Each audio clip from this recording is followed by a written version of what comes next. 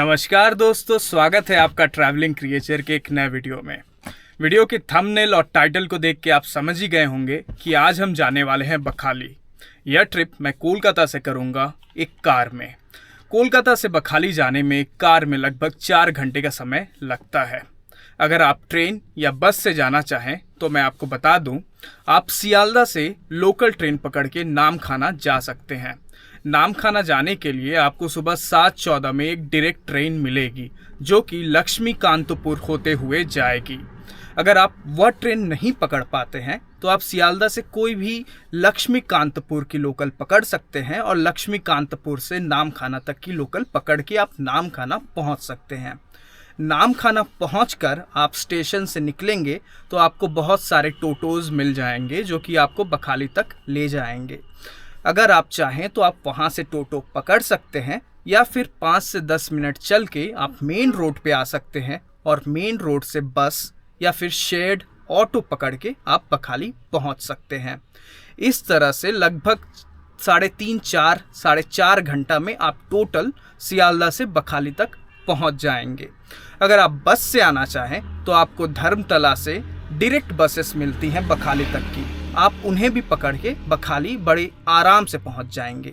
तो ये मेरा पहला ट्रिप है बखाली का। जब मैं बखाली पहुंच जाऊंगा और वहां मैं होटल्स के लिए बार्गेनिंग करूंगा, होटल्स को ढूंढूंगा, तो मैं आपको बता दूंगा कि बखाली में होटल्स के क्या कॉस्ट हैं और पीक सीज़न में क्या प्राइजेस हो सकते हैं, नॉन पीक सीज़न में क्या प्राइजेस हो सकते हैं और बखाली के अगल बगल में क्या क्या घूमने की जगह है। सारी डिटेल्स मैं आपको इस वीडियो में बताऊंगा, तो आप बने रहिए इस वीडियो में मेरे साथ।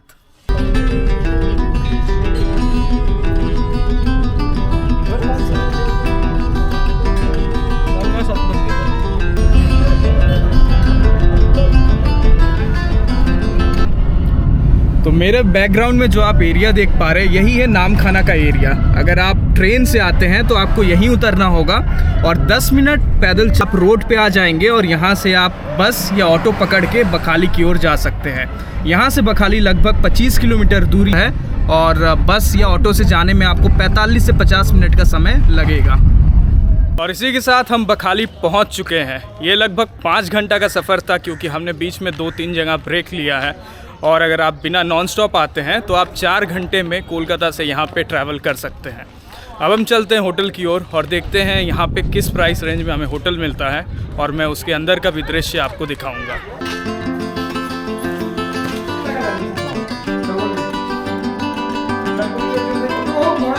এইটা 1000 টাকা বলছেন তো?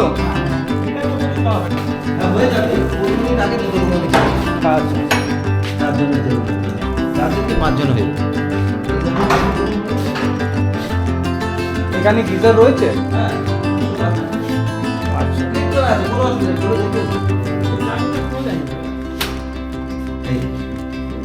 এটা চার্জ কত?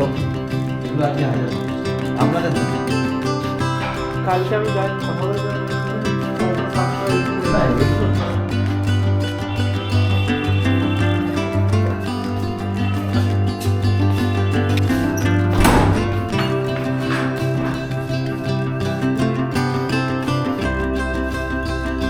ঠিক আছে। এর রেট কত? এটা যদি আমি নন গিজার রুম নেই তাহলে আমরা বলবো 850।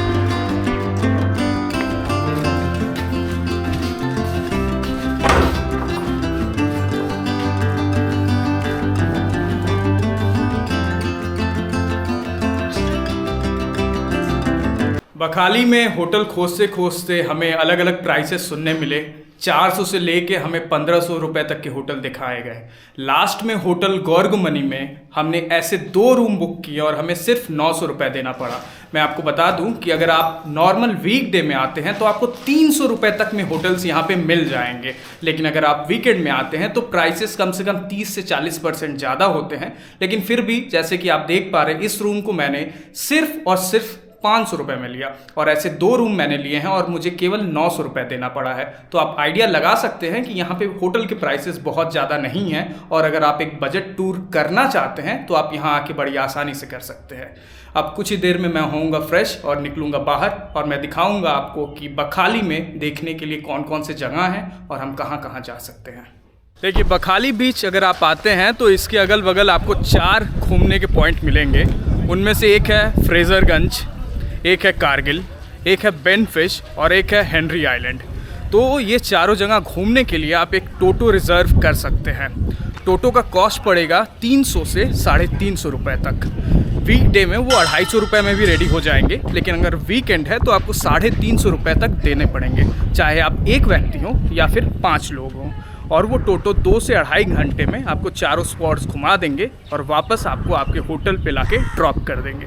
क्योंकि हम अपनी प्राइवेट कार लेके आए हैं तो हम उसी से ये टूर करेंगे और आपको दिखाएंगे कि वहाँ से नज़ारा कैसा दिखता है।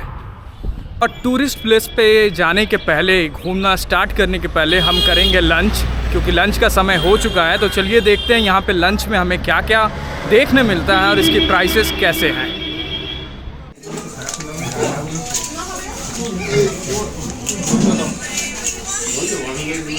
लंच करने के बाद हम होटल से निकल चुके हैं बाहर। मैंने एक वेज मील खाया जो कि अनलिमिटेड था। मैं चावल दाल सब्जी अनलिमिटेड टाइम्स ले सकता था और उसकी कॉस्ट पड़ी मुझे केवल 70 रुपये।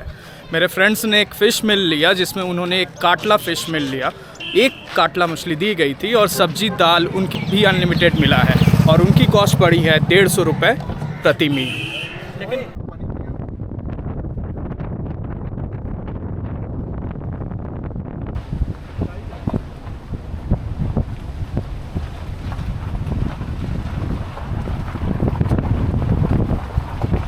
और हम अपने पहले टूरिस्ट प्लेस पे आ चुके हैं। इसका नाम है फ्रेजरगंज विंड मिल या फ्रेजरगंज सी बीच। तो चलिए देखते हैं कि यहाँ से हमें कैसा नज़ारा देखने मिलता है।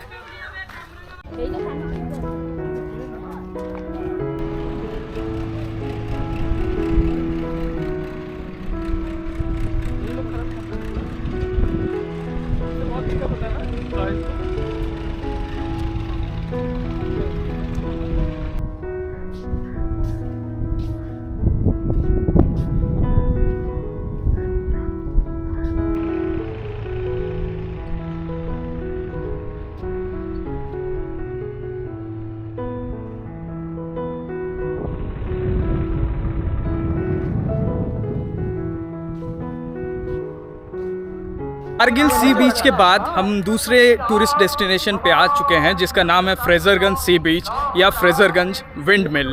तो विंड मिल यहाँ पे बिल्कुल भी ऑपरेशनल नहीं है, उसकी हालत बहुत ही ख़राब है।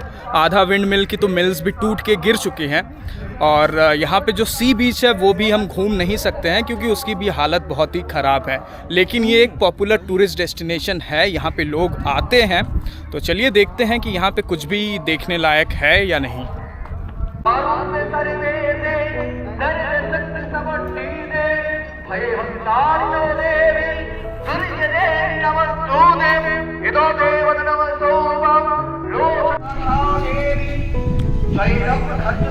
मेरे पीछे आप जो पिक्चर देख पा रहे हैं ये है एंड्रयू हेंडरसन फ्रेजर की।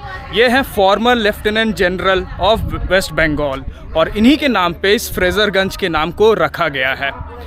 फ्रेजरगंज आइलैंड और कारगिल बीच आइलैंड ये दोनों बहुत ही नज़दीक में हैं। ज़्यादा से ज़्यादा इन दोनों के बीच की दूरी होगी 700 से 800 मीटर की। तो आप एक जगह आते हैं तो पैदल चल के आप दूसरे टूरिस्ट प्लेस पे भी जा सकते हैं। इनके बीच की दूरी काफ़ी ही कम है।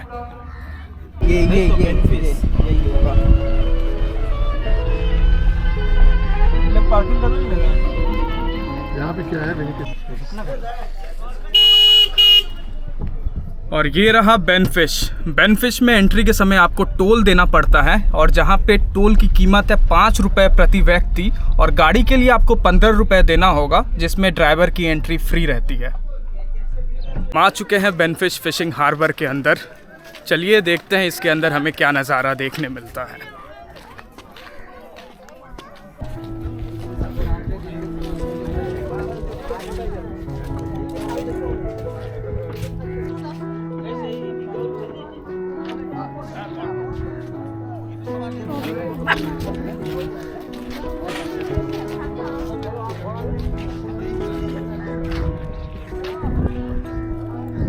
यहाँ पे आप देख पा रहे हैं बोट्स जो कि फ़िशिंग करने के लिए कई दिनों के लिए जर्नी पे निकलते हैं और कई दिनों के बाद यहाँ पे फ़िश को पकड़ के वापस हार्बर पे आते हैं। ये सभी फ़िशेस कलेक्ट होती हैं और यहाँ से एक्सपोर्ट भी की जाती हैं।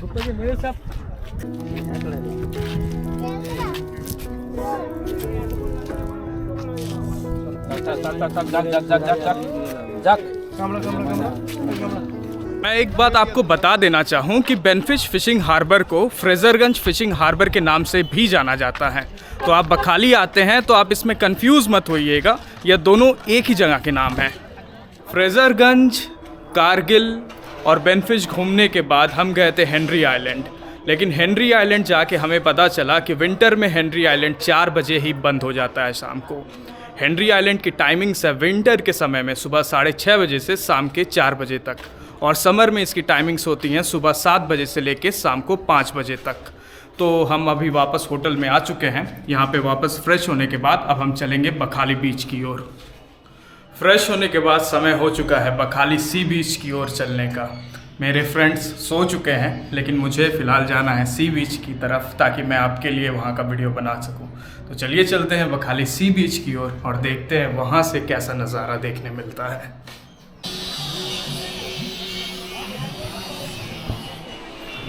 मेरे पीछे आप देख पा रहे हैं बखाली का बस स्टैंड। यहाँ पे आने के लिए आपको कोलकाता से, डल्लभ से, धर्मतला से और सियालदा से डायरेक्ट बसेस मिल जाएंगी। और अगर आप यहाँ उतरते हैं तो यहाँ से केवल 5 से 10 मिनट की वॉकिंग डिस्टेंस पे है बखाली सी बीच। चलिए चलते हैं सी बीच की ओर और देखते हैं वहाँ पे कैसा नज़ारा अब हमें देखने मिलता है। बखाली बस स्टैंड से अगर आप सी बीच की ओर जाते हैं तो आपको खाने के लिए बहुत सारे होटल्स दिखेंगे। आपको यहाँ पे हर तरह के आइटम्स मिलेंगे, चाहे वो बिरयानी हो या फ़िश हो या फिर नॉर्मल वेजिटेरियन मील हो।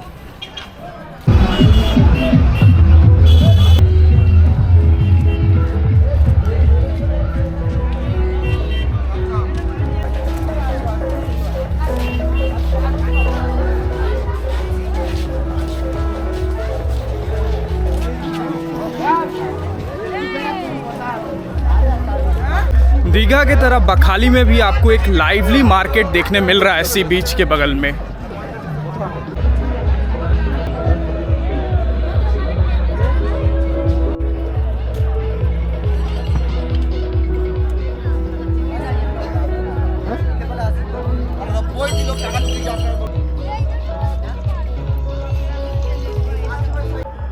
आप अगर बखाली बीच में आते हैं तो एक चीज़ जो कि बहुत प्रोमिनेंट हमें देखने मिलती है वो कि यहाँ पे जो पानी का लेवल है वो काफ़ी दूर है। डिनर करने के बाद अब हम आ चुके हैं होटल में वापस। आज का दिन का सफ़र होता है समाप्त। कल हम जाएंगे सबसे पहले बखाली बीच की ओर और देखेंगे सुबह में वहाँ पे नज़ारा कैसा देखने मिलता है। वहाँ से घूमने के बाद हम वापस आएंगे होटल में, यहाँ से चेकआउट करेंगे और फिर चलेंगे हेनरी आइलैंड की ओर। हेनरी आइलैंड घूमने के बाद हम रवाना होंगे कोलकाता के लिए वापस। और इसी के साथ हो चुका है हमारे दूसरे मॉर्निंग का शुरुआत। अब हम वापस चलते हैं बखाली बीच की ओर और देखते हैं सुबह सुबह वहाँ से कैसा नज़ारा देखने मिलता है। जितना वीडियो देखे सब में लगभग ऐसे ही है। ठंडा ठंडा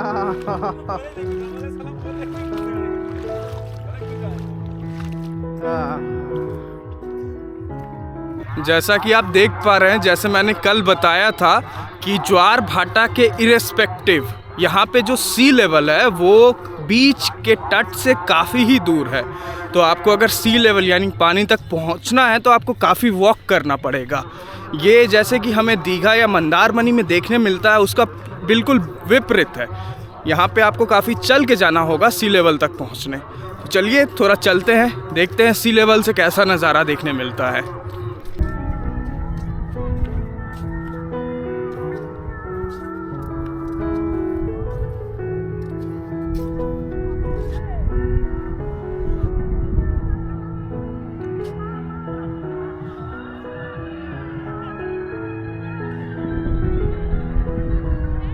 फाइनली हम समुद्र के किनारे पहुंच ही गए।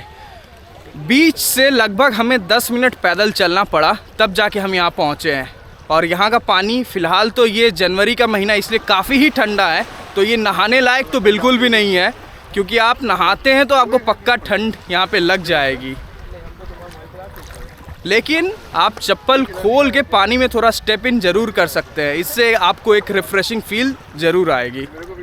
फाइनली बीच से आके अब समय हो चुका है होटल से चेकआउट करने का। अब हम यहाँ से जाएंगे हेनरी आइलैंड। हेनरी आइलैंड घूमने के बाद हमारा बखाली का सफ़र खत्म होगा और हम निकलेंगे कोलकाता की ओर।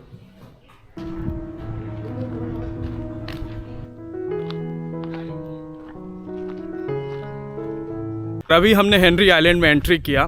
यहाँ पे एंट्री के चार्जेस हैं 10 रुपये प्रति व्यक्ति और गाड़ी के लिए आपको 30 रुपये देना पड़ा। तो ड्राइवर के टिकट फ्री रहता है गाड़ी के साथ और अलग से 3 व्यक्ति के लिए 10-10 रुपये लगे, यानी टोटल 60 रुपये में एक गाड़ी और 4 जन इस हेनरी आइलैंड में एंट्री कर पाए।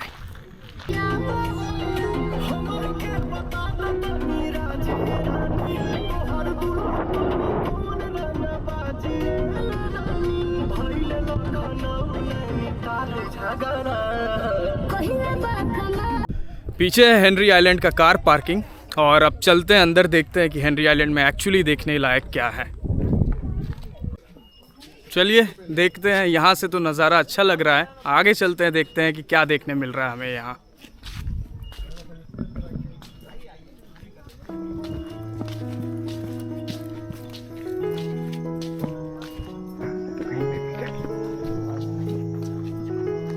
चल जाए इधर छोड़ी। अरे be aware, could be dangerous this रास्ता।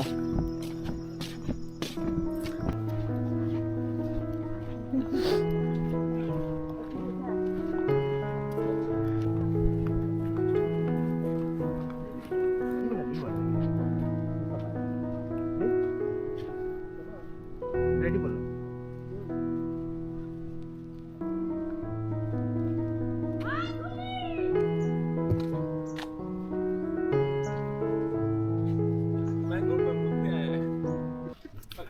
बखाली टूर में अब तक का सबसे अच्छा एक्सपीरियंस शायद ये हेनरी आइलैंड का ही लगा। यहाँ पे आपको सी बीच तो देखने ही मिलेगा, साथ ही साथ आपको ये फॉरेस्ट भी देखने मिल रहा है और यहाँ पे जो नज़ारा है, चारों तरफ जो ग्रीनरी आपको देखने मिल रही है, ये भी काफ़ी अट्रैक्टिव है।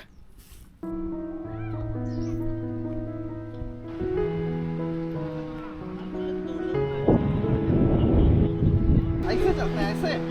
हाँ हाँ।